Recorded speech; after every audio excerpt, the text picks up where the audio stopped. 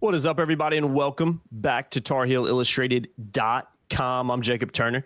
Joining me, as he always does, is our very own publisher, Andrew Jones. And AJ, we're here for another edition of the UNC football show. Action-packed show ahead. We're going to be talking about the vibe in the KFC right now. We're going to be previewing Wake Forest a little bit later, talking a little defense. It's been a complete kind of 180 in turn of events, and especially in terms of the defensive line performance over the last few weekends as well. So a lot to talk about in this one and looking forward to it. But AJ, one quick item before we dive into it. Christmas tree behind me. Is it too early for me to have the Christmas tree up right now? I want your opinion on that. 100%. Okay. It was my idea. Wasn't my wife's idea. 100% this is now. Keep in mind, this is not my living room, so we've got about 3 trees up right now. I think this might have been last year's because I had to go and buy a 9-foot tree this year. Not real tree. I don't have any real ones. They're all fake. What would compel you to put a tree up when it's not even quite the middle of November yet? You know what it was, AJ? Last year, I think we went a little bit too late. I think we waited a little bit too long after Thanksgiving. And this year, I was like, you know what? Let's just let it rip, man. Halloween's over. Let's just get into the spirit. Let's enjoy it for a couple months. I like I know you like Christmas. I think everybody likes Christmas. You don't like Christmas. I don't really know what to tell you. But I was like, you know what? Let's bask in it a little bit longer than we did last year. We were way too late. Let's go way too early this year. I had to get your opinion on that. I thought that might be your answer, but I had to. It's entirely too early. I think it's ridiculous. I would never do it myself. I got to have second thoughts about having you on my staff now and all that kind of stuff, and our friendship too. So, no, it's early. My wife's out of town right now. When she comes home, if she sees this video and sees that, it's going to give her ideas. Now I feel like I need to send it to her. No, please don't, because that means we have to arrange and stuff like that, and I don't want to do that. When does she put it up? Usually after Thanksgiving. Okay. See, that's what we typically do. But usually that weekend. Now, we don't do the live tree anymore. Yeah, too much Which work. Is good because I would have to do it all. Yeah, of course. Cut the bottom of the tree, and I would get all that crap on my hands, and it would stay there for like 3 weeks. Yeah. I'd try to type, and fingers would stick to the keyboard. Nobody got it. I don't have time. But now we do a fake tree, and quite frankly, she usually does it with Ellie, and like her son might come over or something like that while I'm gone covering a game. So let me think of the timetable when I might be gone. You know, I go to Boston for the BC game because I'm not going to Hawaii for basketball. I can see myself coming back pre-Thanksgiving and seeing it done.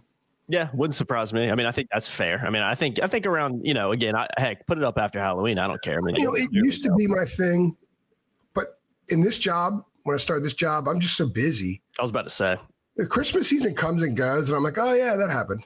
Yeah, you got the overlap for 80% of it, especially if not all of it. Games. Yeah, so, I mean, I do a lot of traveling in December, so I want her to have fun and enjoy it, but it's just if I left this job and went into a normal job, fairly normal, like as far as time constraints and everything. 9 to 5 kind of thing. Time demands, then I'd probably be more into it. But I do one thing I do is, I don't know why we're talking about this for so long, but my daughter likes to go out and drive around listening to Christmas music, those Sirius XM Christmas stations, and looking at decorations of houses. I do like doing that. I like that too. I like a little Christmas music. Yeah, no, 100%. Kim, if you're watching, go ahead and put the tree up. Don't worry about it. What AJ says, go ahead and throw that thing up. Yeah, man, just got to bask in it a little bit longer. Don't ask me to help. If you're watching, go ahead and throw the tree up too. Don't wait. Throw it up. You'll thank me later. And yeah, you guys can just DM me on Twitter with your thanks and appreciation for me. There are a lot of people thinking, hey guys, you could have done this at the end of the show. Let's talk football, damn it. No, I had to ask because I had to get the elephant out of the room because somebody's gonna open this and be like, this guy's ridiculous for having his tree up. So I don't care what people think. Honestly, I didn't even notice it because you and I were talking for like 10 minutes before we started. Mm-hmm. I didn't even notice until you mentioned it. I didn't notice at all. Because I mean, it's November, man. You know where my mind is. Yeah, you ain't worried about no tree in the background. I wake up every day, shower, go straight to the office, give the dog some treats, work. If I have to go to Chapel Hill, I go, come home, work, get my steps, eat, if I could watch a little bit of TV, like some basketball, like last night I watched Duke and Kentucky. Mm-hmm. Then I go back to work. Then I work till 1 and then went to bed. So it's wash, rinse, repeat. Is that what they call it? Yeah. You ain't got no time this time of year, man. There's a neighbor that has Christmas decorations up. They were up like 2 days after Halloween. I like that. Yeah, I thought that was insane. Oh yeah, that was me. It was definitely people in my neighborhood. Like, these people are insane. But hey, man, I'm rolling with it this year.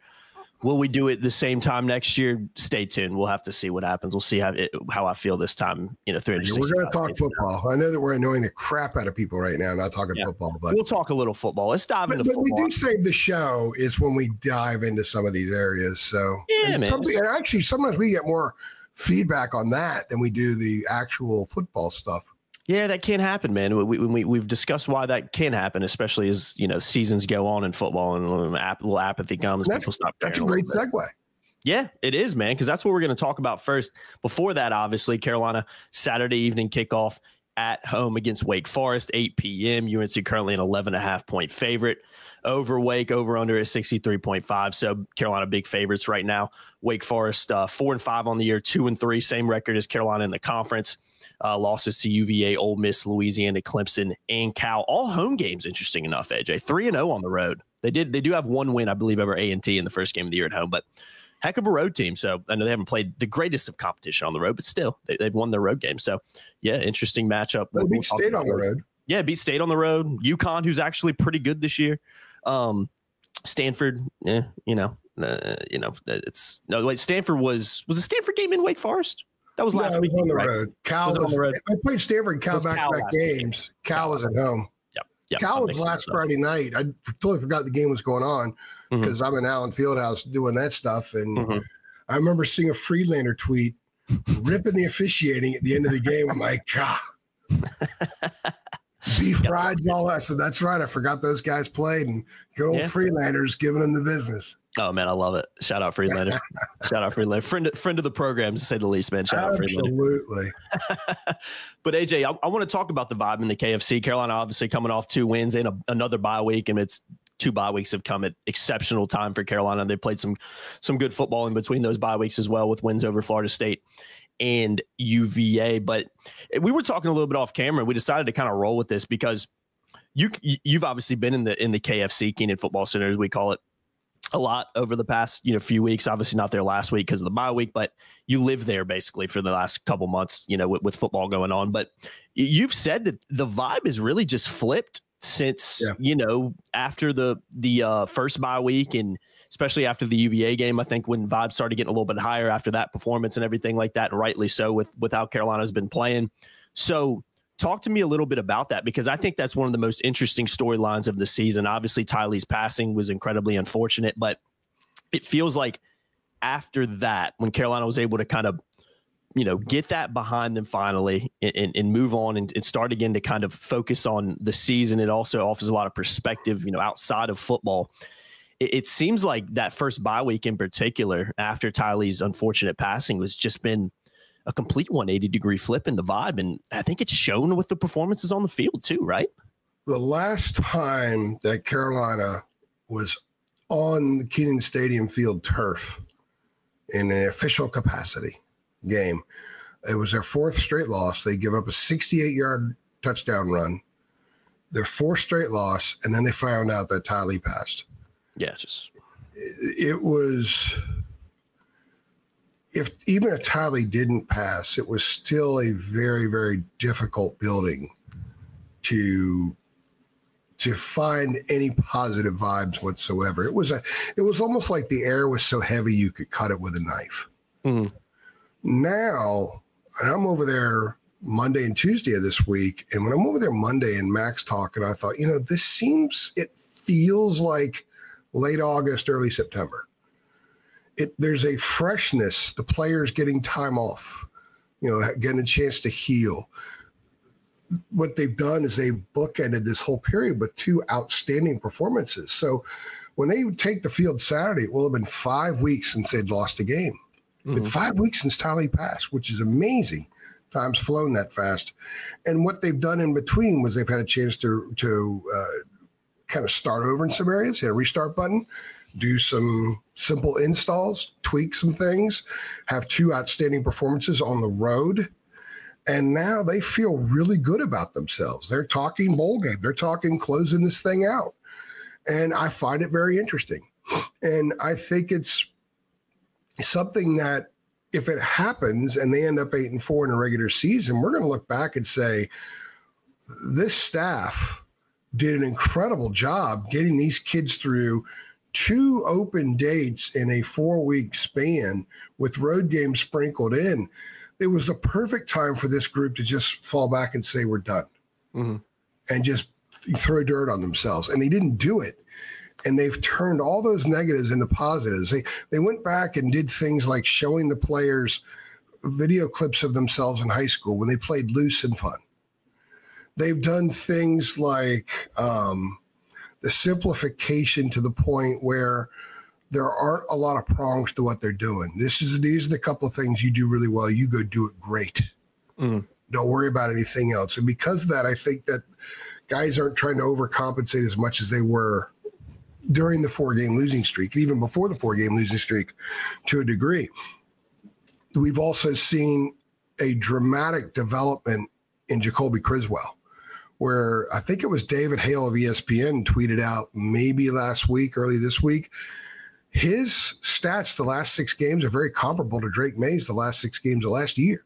And if you haven't looked, Carolina's got number 20 offense in the country. I know. They're moving the ball. Jacoby's getting it done. Omarion is Omarion.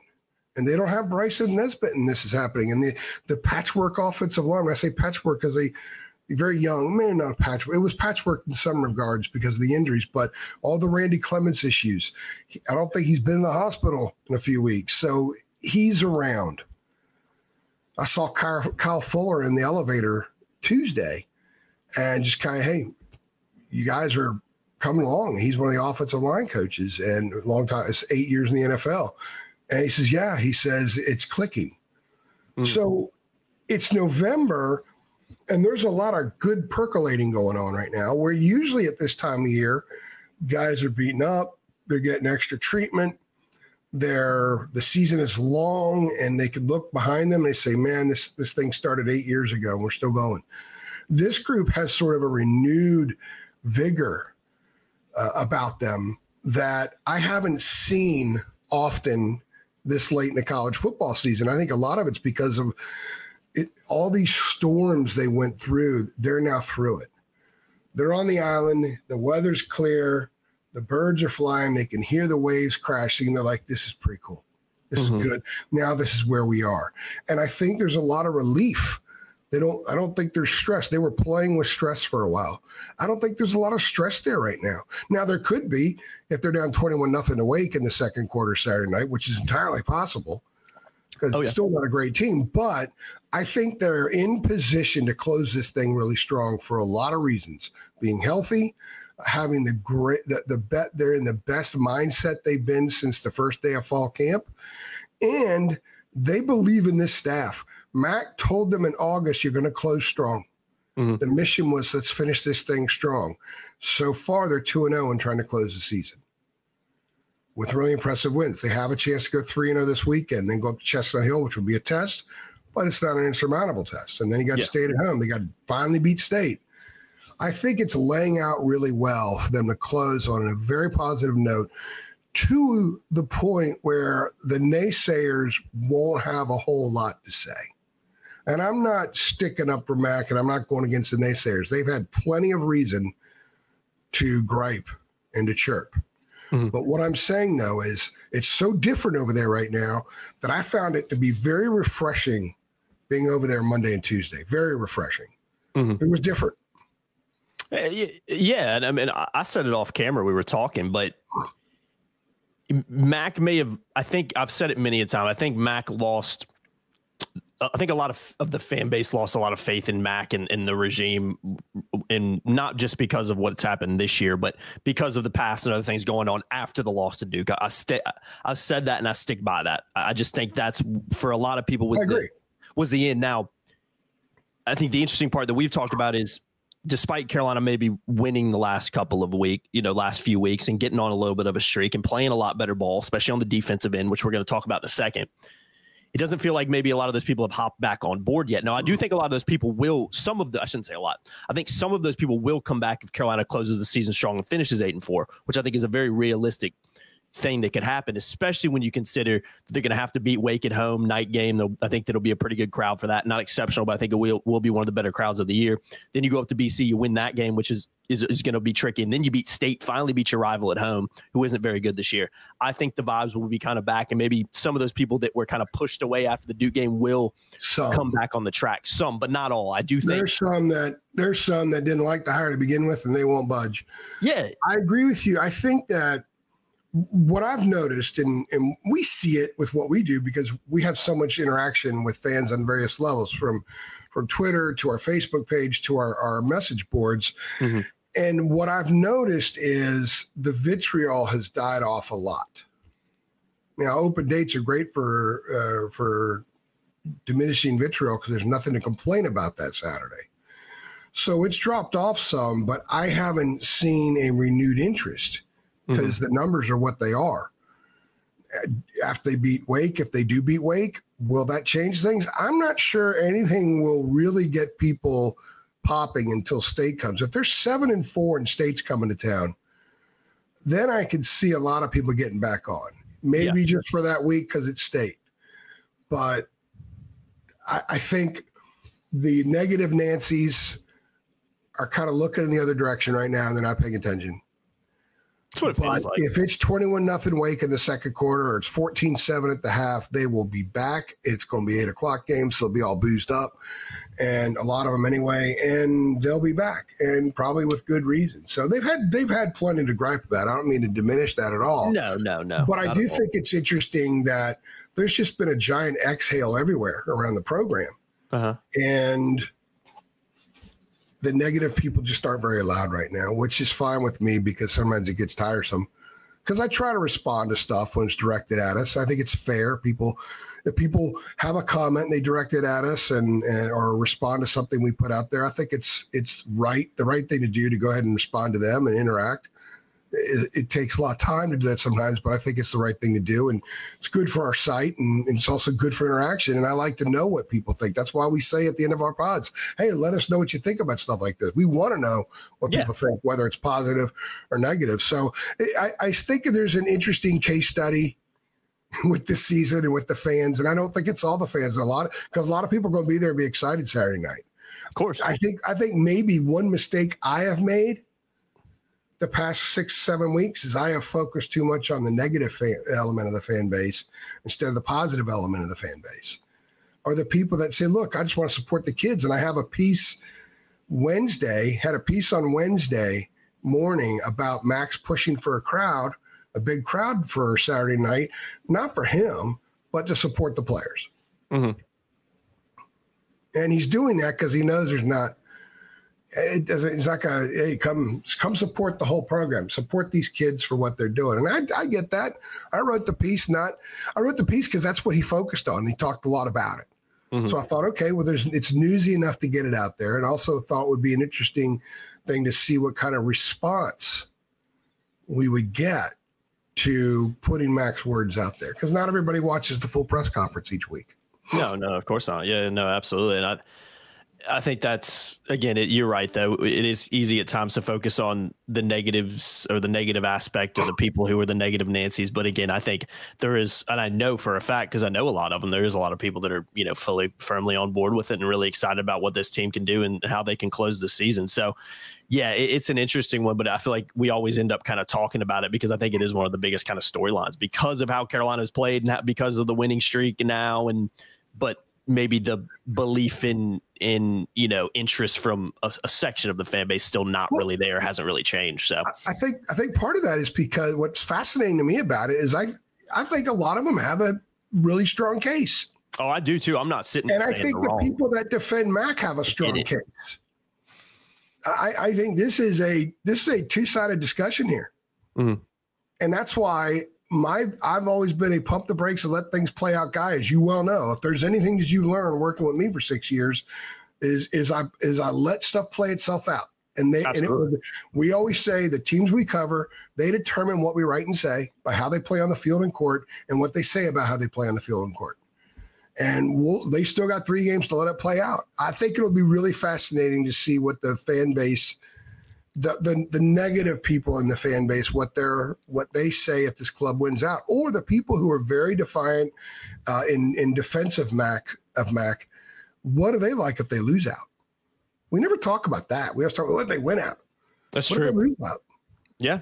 If they lose out, he's, if his canoe is going down, I don't think he's going to have any hands reaching out. You know what I mean? No, I agree. I think if they lose out, then it would be very difficult. Or if they go 2-1, I don't know. We'll have to let it see him play out. I think it's going to be fascinating. I think it really is. It's going to be fascinating to see. And I think Carolina has a legit chance at going 3-0 the rest of the year. But I also think you could see him slipping up somewhere, maybe even slipping up a couple times. Because would you say 2-1 is the most likely? Yeah. If I was betting on it, which I'm not, I would probably say 2-1. That Boston College game for me, and maybe even the State game, because Carolina's shown over the past few years they just cannot beat State. They've invented ways to lose against State, but this is the best opportunity, I think, for Carolina, because State is just not very good. So I think that BC game is the one circled here of like, okay, I think you could see a slip up there, but I also wouldn't be surprised if Carolina goes up there and wins by like, 2 touchdowns. That's what makes the end of the season kind of fascinating to me, because you could easily see different scenarios kind of playing out in either direction. So we'll see, man. We'll see. We'll be here to talk about it too. So I want to talk about the defense, AJ, because that's been obviously, before we move on to the Wake preview, focus on them, because that's obviously been one of the major reasons with how Carolina's been able to not only beat UVA and Florida State, but beat them comfortably, to say the least. So I'm going to read out a couple. This is the most, to me, I'm still trying to wrap my head around this, because I put out a tweet out earlier this week kind of saying, who the heck saw this in their crystal ball after the loss at Georgia Tech? Walking out of Kenan Stadium, if you were there, who the heck thought a month later we'd be having this conversation about the defense? Number 1 in the ACC in sacks right now with 32, 4th nationally in sacks as well. 17 of those have come with the last 2 wins over UVA and Florida State alone. Not great teams. Yes, again, UVA coming off a win at Pitt, so give them a little bit of credit for that. Maybe a little bit more better, and I didn't have UVA winning that game. I'll put it that way. Florida State, just a train wreck. But still, it wasn't the fact that Carolina won those games. It's how they won those games in particular. But the fact that Carolina's defense, especially on that defensive front, with which I feel like, AJ, we have just talked about since really Mac Brown took over again, of why is Carolina defensive front, like even last season, starts the year very well, and then they just, after a few games, like kind of like the team, they don't do anything, and they struggle to get sacks, they struggle to put pressure on a quarterback. That has not been the case over the last 2 weeks, and the fact that Carolina ranks so highly in those statistics right now, number 1 in the ACC in sacks, I mean, who the heck saw that coming? So that has been one of the biggest reasons for. Yeah, that's been one of the big. Yeah, we're going to talk about that in a second, because that's been one of the biggest changes and one of the biggest reasons of Carolina's success in recent weeks. So talk to me a little bit about Jeff Collins, because I know a little bit of candy incentivization is coming to the mix. And I told you off camera, man, and I think every Carolina fan would feel the same way. By any means necessary, whatever it takes, man. If you got to hand out Kit Kats for guys getting sacks and racking up tackles, man, so be it. As long as those sacks and those tackles keep coming, I don't think anybody's going to be complaining with what they're incentivized with, because it's working, man. And credit to Jeff Collins and his staff for doing that. If you were to infuse the Carolina football fans with an SEC DNA, SEC bloodstream, I could see the second quarter, Amari Campbell picks off a tip pass and fans shower the field with Reese's. Because that's his preferred candy. That would be fantastic. Or if Will Hardy gets an interception, it's Kit Kats, because that's his preferred candy. I love a Kit Kat, big Kit Kat guy. So what Collins has done in practice is that if they get a turnover in practice, they get a king size, not regular. Will Hardy was very clear to point out that they're king size candy bars, and if they get one in a game, they get a cookie cake.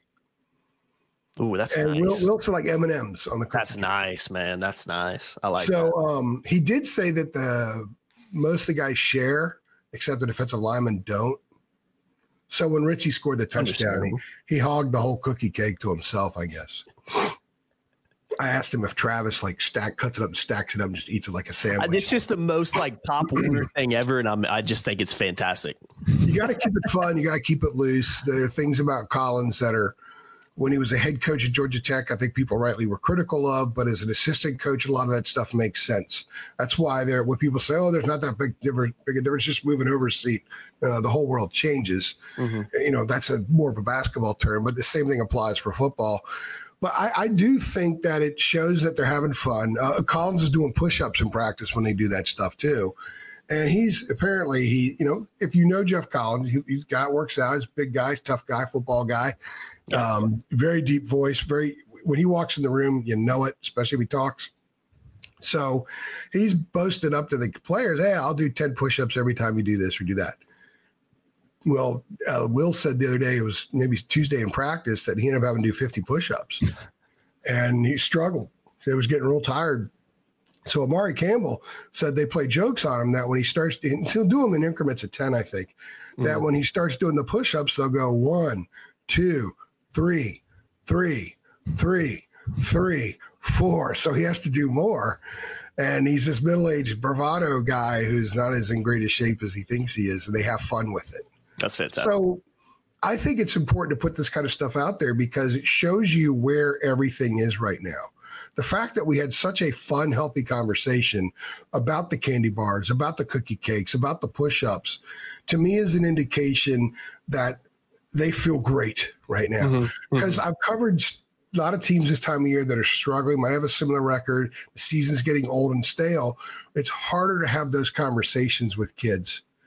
It sounds like more of an August thing or an early September thing, but it came out and we had Will first and he brought it all up. And then when I think I asked Amari about candy and just this big smile. So I think the looseness of this team heading into these last 3 games is as important as anything. Because you think about everything they've gone through and they've come out on the other side. They're loose. They're playing good football. They're probably preparing at an exceptionally high level. And that's important this week because they're preparing for a team that runs a slow mesh offense. A lot of discipline. It's gap discipline, safeties. You have to determine when you're a safety, as Will Hardy was describing, that you can't sell yourself. You can't give yourself away to the quarterback because he's going to make a lot of decisions based on what you're doing. Or he'll try to isolate the guy that's supposed to stop the run and the pass, and he's kind of in tweener mode, and that's how often the quarterback will make his decisions. So they're in such a great frame of mind right now. I think preparation should be pretty easy this week. Now, that doesn't mean it's going to translate Saturday, but I just think that if you're around the program and you've been around the program all year, it's so different now. And I'm going back to this because I find it fascinating because I haven't seen this a whole lot. Again, it doesn't mean they're going to win games, but I think it's cool to see because of what they've been through.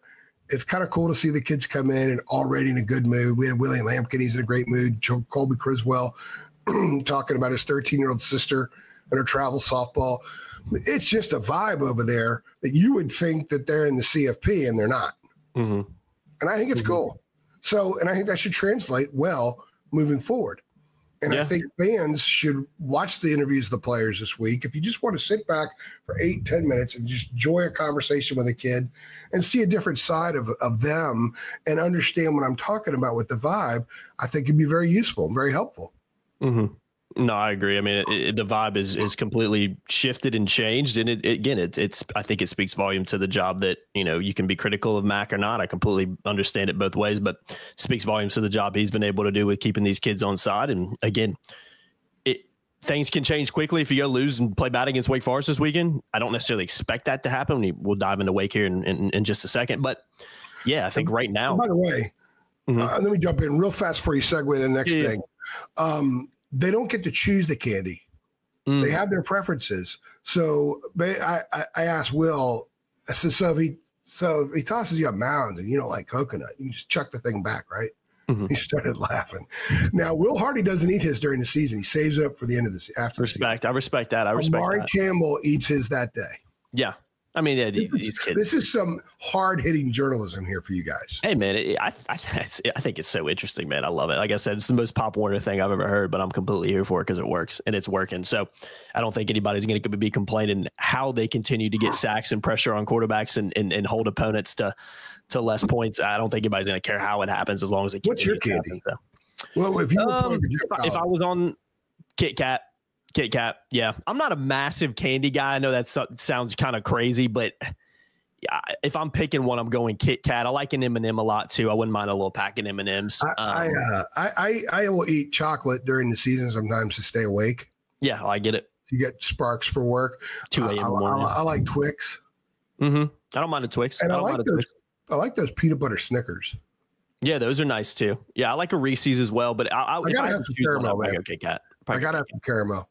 I like really like a Sour Patch Kid too. The extreme. The regular ones are fine. My wife gave me one of those one time. Those are horrible. I love them, man. I absolutely love a Sour Patch Kid. I was like giving a dog something they don't want. They just fall right out of their mouth. That's yeah. Oh yeah. Now what am I eating? I probably don't want to know, but fantastic. They taste amazing. My mouth's salivating at this very second. So let's stop talking candy before I go pause this. Behind the scenes of making Sour Patch Kids. Don't show Jacob Turner. Yeah.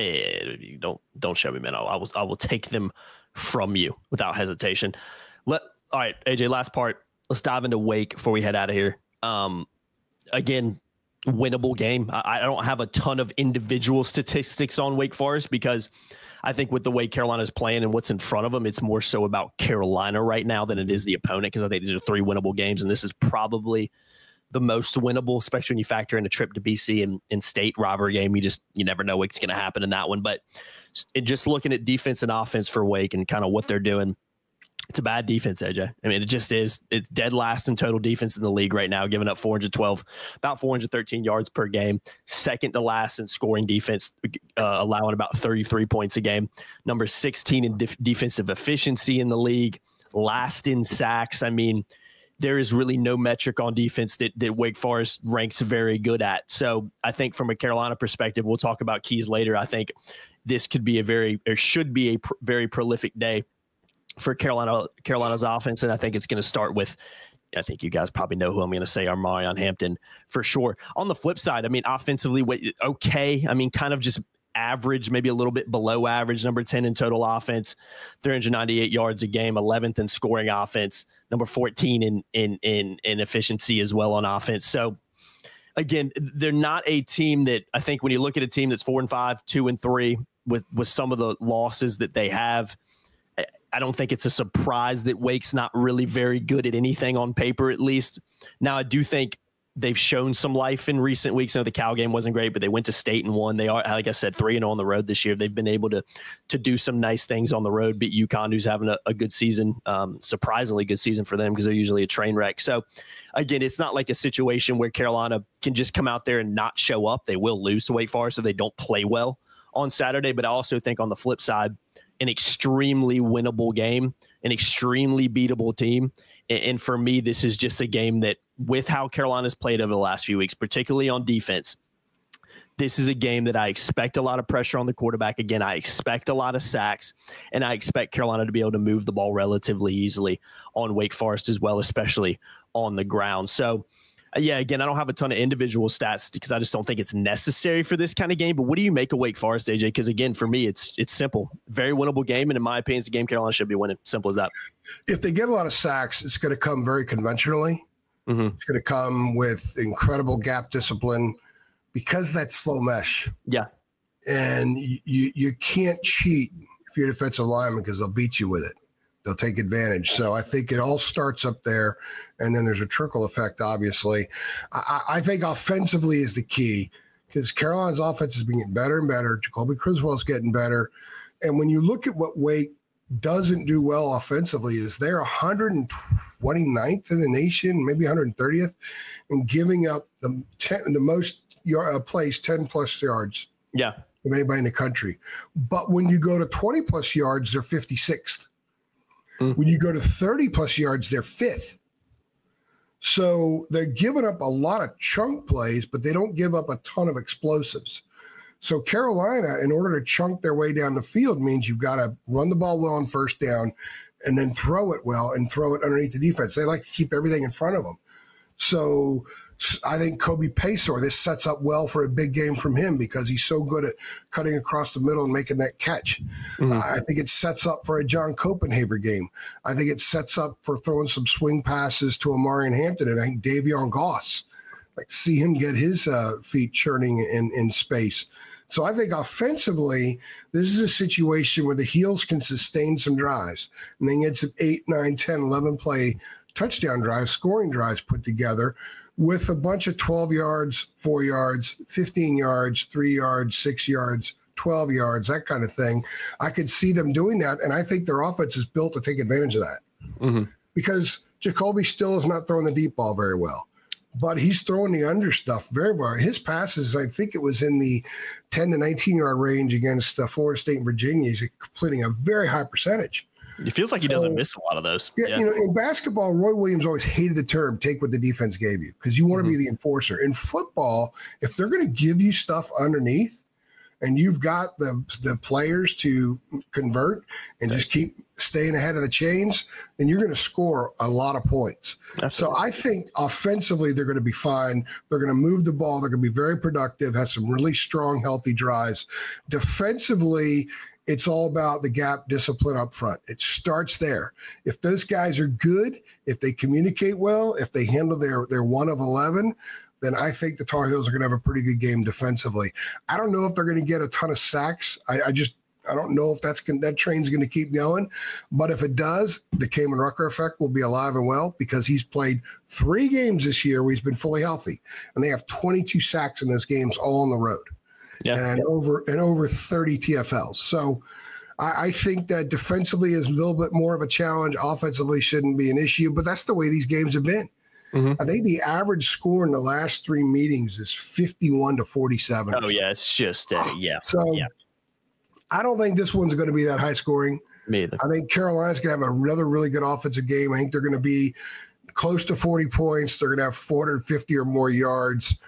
Wake is going to have some 3 and outs. And I think that's another thing for Carolina. Stack up some 3 and outs so the offense has chances to get some points they can stack up. Then you build a decent lead over Wake, force them to become a little bit more predictable, and Carolina should be able to close it out if they get in that situation. I think they're going to win. I think they're going to play well. I think the crowd's going to be pretty good. I know some people I talked to over there, they're expecting a pretty good crowd. They're doing the blue out for a reason to get more people involved, get people excited. Military Appreciation Day, all that kind of stuff. Tylee Craft's mom, September, is going to be back for the game. First time back in Chapel Hill since he passed. So there's a lot of things, and there's a lot of reasons for fans just to go out and enjoy a game. On a Saturday night, I walk the concourse every week, a couple times a week, because I got to go to the press conferences. And the last 2 days, it looked gorgeous. Oh, I can't believe it. It's a work of art. Now they still need to fix the cracks and all the stuff on the concourse. We're not going to go there, but one of the reasons a lot of people would never want to change this stadium and make it look far more advanced and modern, like a lot of others are, is because of the moment you have walking the concourse right now. Yeah, it's beautiful out there, man. It's just gorgeous. It's breathtaking. Yeah, I think it should be a good crowd on Saturday. I think it'll be one of the best, if not the best, of the season. Besides, they'll go to 6-4. They'll go to 6-4, head to BC. And next week we're going to talk about maybe it's closing this thing out thing. Maybe they're flipping the last 2 seasons on their head. I think that's their intent. I think they believe they're going to win these last 3 games, although they're taking them 1 game at a time. And I don't think this group has been this confident since the week of the Virginia game last year. Yeah, I think it's really good opportunity for this team to finish the season strong. As Max kind of said, he said this team was going to get better as the season went on and finish strong. And so far they're doing that. Now they go out and lay an egg against Wake and lose. We'll have to have some, a tough conversation on Saturday evening. And a lot of people will be very pissed off about it. But again, I think this is a winnable game. I think I picked Carolina 34-17. I think in my staff picks is what I picked. I think that's what you have. I think I have 34-17. 41-21. I had 41-17. I thought, I'll go 21. They'll score. Yeah. I could see this one. I think Carolina will be able to move the ball pretty well. Marion Hampton, another big game from him. But yeah, I think if you can continue that positive play in the trenches on defense, establish your guy Marion Hampton, let him set the tone from the jump, and for me, don't turn the ball over, don't give Wake short fields and easy field position, because this is not an offense that is incredibly prolific, so don't make it any easier for him. And special teams, special teams. Dave Clawson teams are usually really sharp on special teams. Yeah, don't hurt yourself there. Yeah, Carolina's been pretty good on special teams lately. They've been pretty good across the board lately. Playing good football. Penalties have been down. Missed tackles have been down. MAs, missed assignments on both lines of scrimmage have been down. In fact, when Jacoby was asked about the improvement with the offensive line, the first thing he said was they don't have many MAs now. Yeah.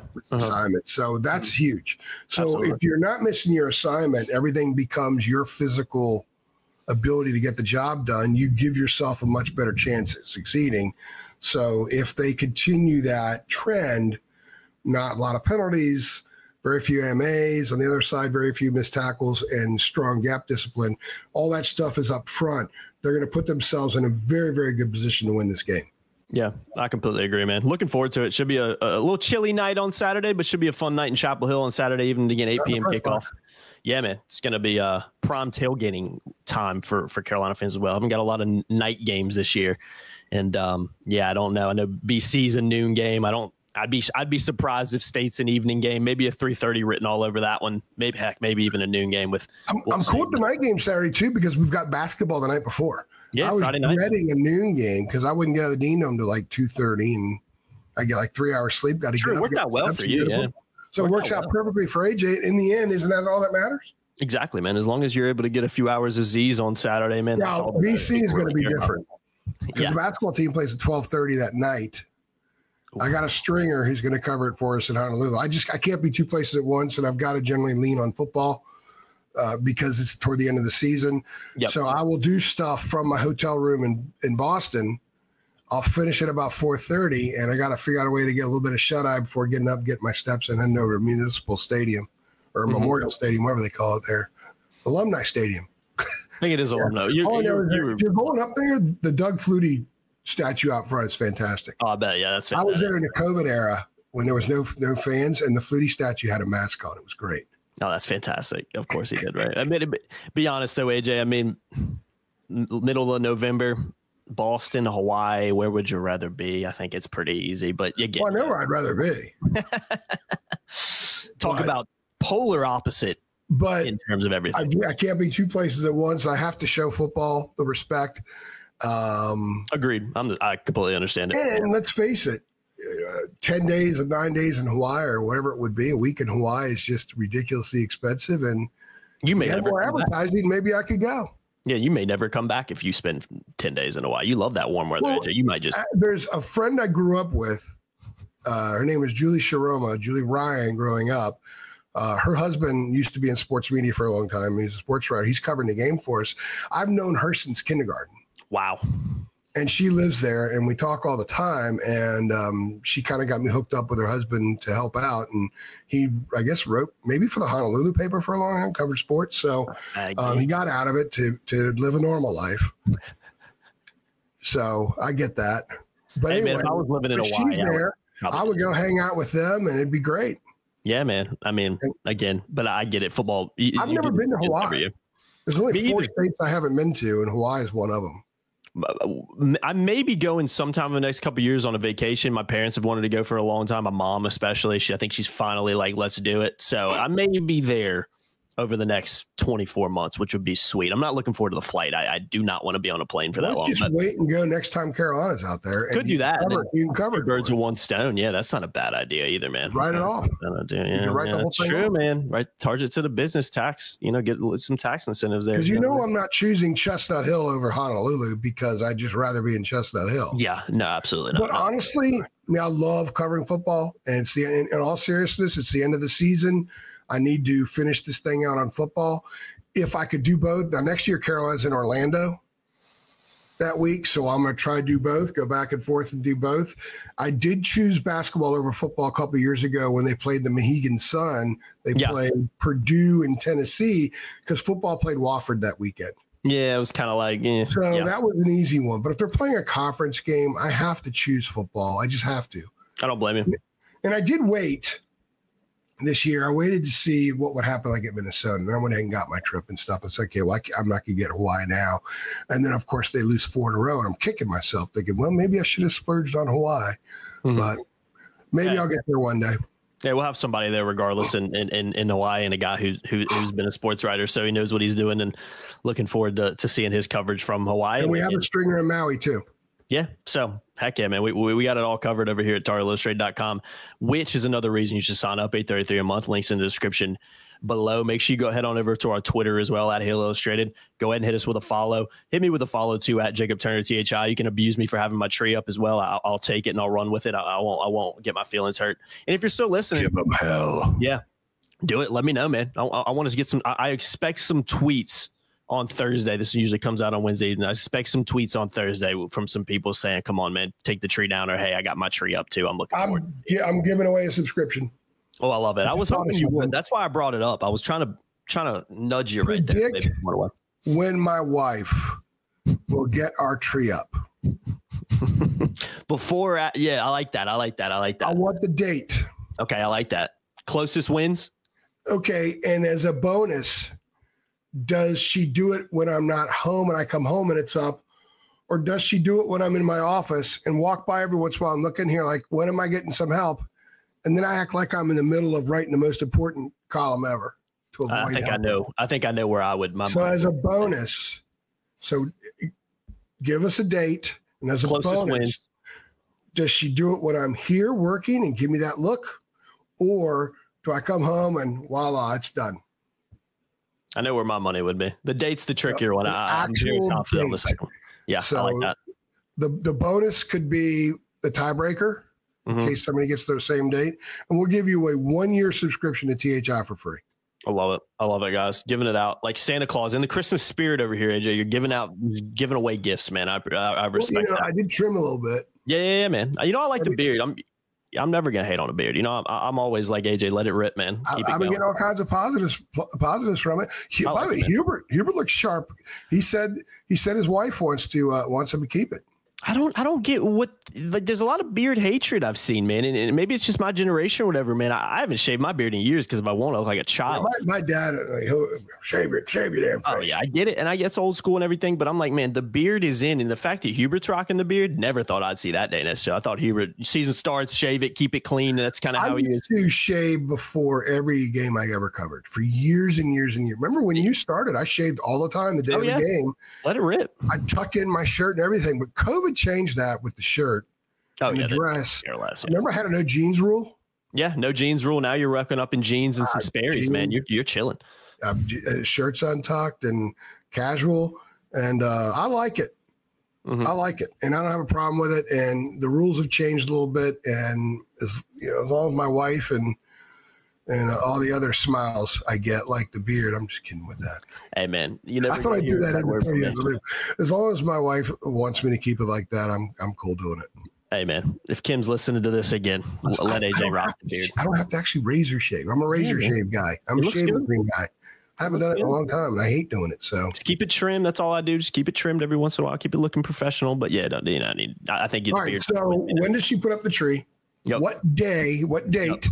Yep. And as a bonus, do I come home and I'm surprised by it, or does she do it while I'm here and try to guilt me into helping out? 1 year for free, guys. We want to hear from you at Heel Illustrated. Reach out to us. Shoot us a DM. Easiest probably way to do it, in my opinion. Or you can just reach out to us. We'll find a way to see it. I'm already logging some other stuff. I can't remember all of it now. I have it written down. So like the video below as well. If you think Carolina's going to beat Wake Forest this Saturday in Chapel Hill, like the video below if you're going to be in Chapel Hill. And like the video below if you're happy with how Carolina's played over the last couple of weeks, especially on that defensive front. I don't know how you couldn't like the video when you consider some of those stats I just read out. So I've been Jacob Turner. He's been Andrew Jones, another edition of the UNC Football Show. We appreciate you guys watching. As always, again, you can win a free one if you guess it right, but also if not, you can shoot us a Venmo at Hill Illustrated. Easy way to support, but what we'd rather you do is head on over to TarHillIllustrated.com.